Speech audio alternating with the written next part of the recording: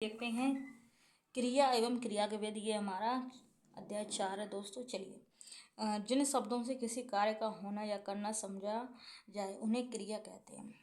जैसे खाना, पीना, पढ़ना, लिखना, चलना, दौड़ना इत्यादि सब ये क्या है? क्रिया। हिंदी में क्रिया के रूप लिंग, वचन और पुरुष के अनुसार बदलते हैं। जो हिंदी है हमारी, इसमें जो क्रिया का जो रूप है वो लिंग, वचन और पुरुष के अनुसार बदलते भी हैं। ठीक है, मतलब क्रिया बदल भी जाती है। आगे देखिए, क्रिया के मूल रूप को धातु कहते हैं।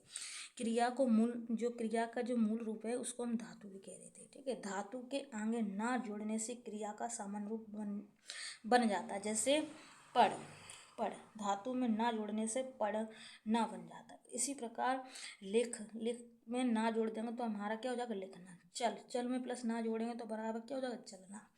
इस प्रकार से। ठीक है, अभी वो समझें। देखिए, क्रिया के भेद। क्रिया के मुख्य रूप से दो भेद है। क्रिया दो, देखिए दो अक्षर का नाम है भाई।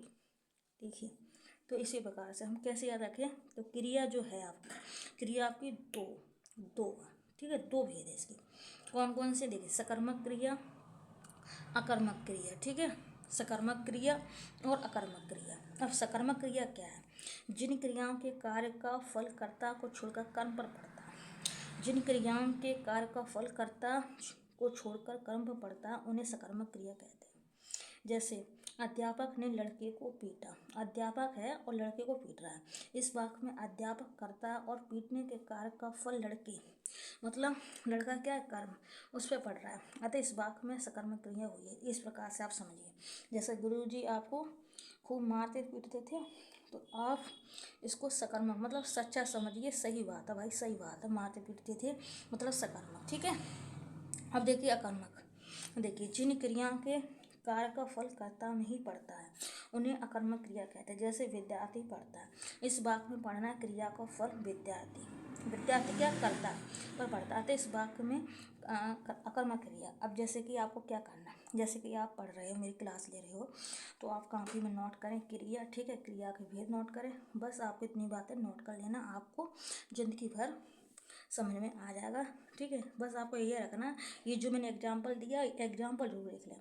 अकर्मक क्रिया विद्यार्थी पढ़ता है, मतलब विद्यार्थी पर जोर पड़ा, कर्ता पर जोर पड़ा। और सकर्मक, अध्यापक ने लड़के को पीटा, मतलब अध्यापक करता है, लड़के को पीट रहा है। ठीक है, तो अध्यापक करता है और पीटने के कारण का फल लड़के पड़ रहा है। इस प्रकार से आपका ये सकर्मक होगा, सकर्मक और अकर्मक। अब देखिए उल्लेखनीय, जिन धातुओं का प्रयोग अकर्मक और सकर्मक दोनों रूपों में होता है उन्हें उभय विधि धातु कहते हैं। क्या कहते हैं? उभय विधि धातु कहते हैं। कुछ क्रिया एक कर्म वाली और दो कर्म वाली होती है। जैसे राहुल ने रोटी खाई। इस वाक्य में कर्म एक ही है, किंतु देखिए मैं लड़के को गणित पढ़ाता हूँ। इस वाक्य में दो कर्म, लड़के को और गणित। ठीक है, दो कर्म वाली क्रियाओं को द्विक्रमक क्रिया कहते हैं। ठीक है, तो ये वाला जो एग्जाम्पल वो आप लिख लेना। मैं लड़के को गणित पढ़ाता हूँ। इस वाक्य में दो कर्म है, लड़के को और गणित। तो दो कर्म वाली क्रिया को हम क्या कह देंगे? द्विक्रमक क्रिया कह देंगे। ठीक है, क्रिया के अन्य भेद देखिए। क्रियाओं के चार अन्य भेद भी होते हैं। पहले मैंने क्रिया के दो भेद बताए। ठीक है, तो आप इसको मतलब सत्यता एकदम इस मत मान लेना। और भी भाई और भी चीज़ें आ गई हैं। ठीक है, जैसे कि ये आ गई हैं क्रियाओं के अन्य भेद। क्रियाओं के चार अन्य भेद भी होते हैं, इसको भी आप समझना पड़ेगा आपको। ठीक है, इसको भी आपको समझना होगा। जैसे कि पहला संयुक्त क्रिया, दो या दो से अधिक क्रियाओं के योग से जो पूर्ण क्रिया बनती है उसे संयुक्त क्रिया कहते हैं। जैसे राम खाना खा चुका है। इस वाक्य में खाना और चुकना दोनों क्रियाओं के योग से पूर्ण क्रिया बनी है। अतः यहाँ संयुक्त क्रिया। संयुक्त क्रिया जैसे अभ्यास, अनिश्चितता, अनुमति, अवकाश, आरंभ, आवश्यकता, इच्छा, निरंतर, पूर्णता, समाप्ति इत्यादि अर्थों में प्रयुक्त होती है संयुक्त क्रिया। ठीक है, अब देखिए नाम धातु क्रिया। जो क्रियाएं संज्ञा या विशेषण से बनती हैं, जो क्रिया संज्ञा तथा विशेषण से बनती हैं उन्हें नाम धातु क्रिया कहते हैं। जैसे संज्ञा से बात से बतियाना, हाथ से हथियाना, दुख से दुखाना, लाज से लजाना, विशेषण से गर्म से गरमाना, चिकना से चकनाना, ये सब आपकी नाम धातु मैंने बता दिया। अब आगे देखेंगे प्रेरणात्मक क्रिया। जिन क्रियाओं से यह बोध होता है कि कर्ता स्वयं कार्य न करके किसी दूसरे को कार्य करने के लिए प्रेरित करता है उन्हें प्रेरणात्मक क्रिया कहते हैं। लिखना से लिखवाना, पढ़ना से पढ़वाना, करवाना से करवाना, जीतना से जितवाना, ये सब आपकी प्रेरणात्मक क्रिया है। बाकी पूर्वकालिक क्रिया क्या है? जिन क्रियाओं के पहले कोई अन्य क्रिया उन्हें पूर्वकालिक क्रिया कहते हैं। जैसे कि देखेंगे भी पूर्वकालिक क्रिया का मूल रूप होता है तथा उसके साथ कार्य या करके का प्रयोग होता है। जैसे वह खाना खाकर सो गया, अपना पाठ पढ़कर खेलो। ठीक है, इस प्रकार से क्रियाओं में रूपांतर देंगे। क्रिया विकारी शब्द है, ठीक है, इसे नोट करना। क्रिया विकारी शब्द है, क्रिया क्या है, विकारी शब्द है, ठीक है। अतः इसके रूप में परिवर्तन होता रहता है।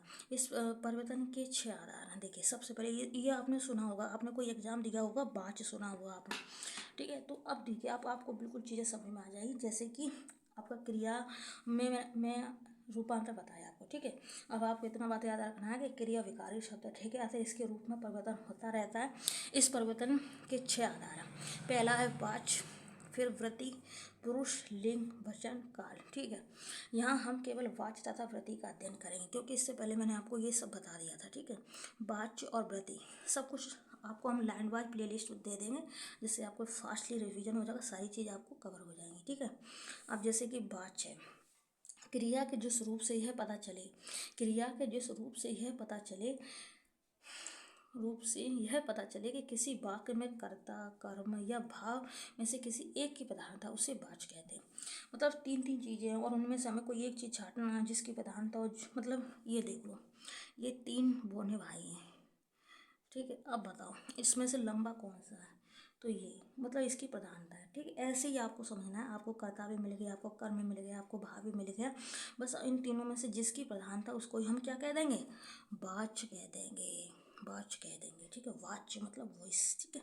वाच्य 3 प्रकार के होते हैं। वाच्य कितने प्रकार के होते हैं, वाच्य 3 प्रकार के होते हैं। पहला है कृतवाच्य। कौन सा है, कृतवाच्य। देखिए, क्रिया के जिस रूप में कर्ता की प्रधानता रहती है और क्रिया का सीधा तथा प्रधान संबंध कर्ता से होता है, उसे कृतवाच्य कहते हैं। इस वाच्य में क्रिया के लिंग और वचन कर्ता के अनुसार होते हैं। लिंग और वचन किसके अनुसार होंगे, कर्ता के अनुसार होंगे। जैसे कि राम पत्र लिखता है, रीता पत्र लिखती है, लड़के पत्र लिखते हैं, ठीक है। इस प्रकार से आपके 3 एग्जाम्पल हैं, इनको लिख लेना। अब देखिए, इन वाक्यों में कर्ता की प्रधानता है, ठीक है, क्योंकि पत्र कौन लिख रहा है, राम लिख रहा है। रीता पत्र लिखती कौन है, रीता लिखती है, ठीक है। लड़के पत्र कौन लिख रहे हैं, भाई लड़के लिख रहे हैं। तो यहाँ पर ये तीनों प्रधान हो रहे हैं, ठीक है। अब देखिए, थोड़ा सा और समझाते हैं। इन वाक्यों में कर्ता की प्रधानता, ठीक है, तथा क्रिया के लिंग और वचन कर्ता के अनुसार, ठीक है। कृतवाच्य में सकर्मक क्रिया के भी वाक्य होते हैं और अकर्मक क्रिया के भी होते हैं। इस बात को भी नोट कर लेना। जो आपका कृतवाच्य है, इसमें सकर्मक क्रिया भी आती है और अकर्मक क्रिया भी आती है। जैसे कि सकर्मक कृतवाच्य में देखिए, गोपाल पुस्तक पढ़ता है, ये आपका सकर्मक होता है। अब देखिए, अकर्मक कृतवाच्य में बालक सोता है, ये आपका अकर्मक हो गया, ठीक है। अब ये समझेंगे। जैसे कि अब देखिए, कर्मवाच्य क्रिया के जिस रूप में कर्म की प्रधानता होती है, क्रिया का सीधा संबंध कर्म से होता है, उसे कर्मवाच्य कहते हैं। इस वाच्य में क्रिया के लिंग और वचन कर्म के अनुसार होते हैं। जैसे राम से पत्र लिखा जाता है, इस वाक्य में लिखा जाता है। क्रिया का सीधा संबंध पत्र कर्म से, अतः यह वाक्य कर्मवाच्य। इस वाक्य में सकर्म क्रिया के ही वाक्य होते हैं, अकर्म क्रिया के नहीं होते। मतलब जो कर्म होता है वो सत्य, मतलब सकर्म, मतलब सत्य से जोड़ो, आप सत्य से जोड़ो, ठीक है। जो कर्म होते हैं वो सच्चे होते हैं, सत्य, ऐसे याद रखो। तो इस वाक्य में केवल सकर्मक होते हैं, अकर्मक नहीं, ठीक है, ऐसे याद रखना है आपको। अब देखिए, भाववाच्य क्रिया के जिस रूप में भाव की प्रधानता होती है और क्रिया का सीधा संबंध भाव से होता है, उसे भाववाच्य कहते हैं। यह केवल अकर्मक क्रिया के ही वाक्यों में प्रयुक्त होता है, अकर्मक क्रिया के ही वाक्यों में प्रयुक्त होता है। जैसे गाया नहीं जाता, बेटा नहीं जाता, इन वाक्यों में ही भाव की प्रधानता आती है। ये वाक्य भाववाच्य। अब ये कैसे याद रखे भाई, जैसे कि भाववाच्य, इसमें सिर्फ अकर्मक क्रिया होती है, सकर्मक नहीं होते। अब देखिए, भाव से आप समझिए प्रेम। जिस किसी के पास प्रेम मतलब जो इंसान प्रेम में बंधा होता है, मतलब उसको बकवास ही होता रहता है, उसको अकर्मक उल्टा सीधा होता रहता है उसको, इसलिए ये अकर्मक क्रिया। ऐसे आपको याद रखना। अब आप लोग अच्छे से समझ गए हम क्या कह रहे हैं, ठीक है। अब वृत्ति, क्रियार्थ। वृत्ति माने जो वृत्ति है, इसका दूसरा नाम क्रियार्थ है। क्रिया के जिस रूप से वक्ता के भाव का बोध होता है, उसे वृत्ति कहते हैं। इसके निम्न 6 रूप हैं। जैसे कि निश्चार्थ, क्रिया के जिस रूप से निश्चित सूचना प्राप्त होती है, उसे निश्चार्थ कहते हैं। लड़का पढ़ता है, ठीक है, लड़का क्या कर रहा है, पढ़ रहा है भाई, बस निश्चय। अज्ञात, क्रिया के जिस रूप से आज्ञा, उपेक्षा, प्रार्थना आदि का बोध होता है, उसे आज्ञा। रमेश पुस्तक पढ़ो, आज्ञा दी जा रही है। ममता चाय लाओ, आज्ञा दी जा रही है। इस प्रकार समाधान संभावनार्थ देखिए, क्रिया के जिस रूप से अनुमान या संभावना आदि का बोध होता है उसे संभावनार्थ कहते हैं। जैसे शायद यह मुकुल का भाई है, तो मतलब जैसा शब्द दिया वैसे वैसे आपके साथ घटित हो रहा है। जैसे कि यहाँ पर कृत का बताया मैंने आपको कर्म का बताया, आपको भाव का बताया। जैसे कर्म हुआ कर्म वाला, भाव हुआ तो भाव वाला, ऐसे ही आपको प्रतिक्रिया दिया, इसमें कोई निश्चय हो रहा है तो निश्चयार्थ, आज्ञा दी जा रही तो आज्ञार्थ। ठीक है, ऐसे ही आपका संभावना मतलब शायद, इस प्रकार से। ठीक है, इस प्रकार से आपको संभावना है, इस प्रकार से कनेक्ट कर लेना। आई होप क्लियर हो गया होगा। अभी और समझेंगे।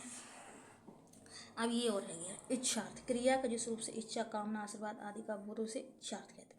सदा कुशल हो, ये आपकी इच्छा है। काश में प्रधानमंत्री होता, इस प्रकार से, या काश में राष्ट्रपति होती, इस प्रकार से। अब देखिए संदेहार्थ, देखिए क्रिया के जिस रूप में कार्य के पूरा होने में संदेह हो उसे संदेहार्थ कहते हैं। राधा ने खाना बना दिया होगा, सोच रहा है। निशा गीत गा रही होगी, संदेह, इस प्रकार से। ठीक है, संभावना अलग है, संदेह अलग है।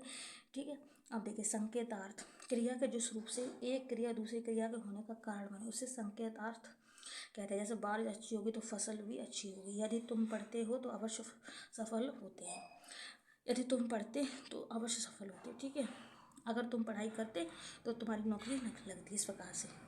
तो अब ये सब गड़बड़ मिक्सचर हो गया भाई। ठीक है, एक बार बैक करके इन सबको पढ़ो और इनकी छोटी छोटी डेफिनेशन भी आप लिखते चलें। ठीक है, फिर सब चीज़ समझ में आ जाएगी। क्रियाओं के प्रयोग संबंधी अनुदेश हैं कुछ। देखिए, क्रियाओं के प्रयोग के समय में निम्नलिखित बातों को ध्यान में रखना चाहिए। क्रिया के पुरुष लिंग वचन सही कहीं कर्ता के अनुसार होते हैं, कहीं कर्म के अनुसार और कहीं क्रिया के अनुसार। अतः क्रिया का प्रयोग 3 प्रकार से होता है। देखिए, आई होप दिख रहा हो।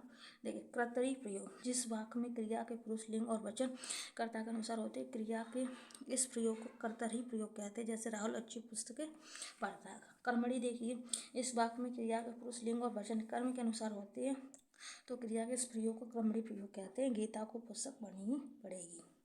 भाव प्रयोग, देखें जिस वाक्य में क्रिया के पुरुष लिंग और वचन कर्ता के अनुसार न होकर सदैव अन्य पुरुष पुल्लिंग एक वचन में हो तो तब भाव प्रयोग होता है। जैसे मुझसे चला नहीं जाता, ये आपका भाव। ये सब आपको मतलब ये जो करते जो अलग अलग नियम दिए, ये कृतवाच मान लो, ये कर्म वाला मान लो, ये भाव वाला मान लो, तो ये सब है।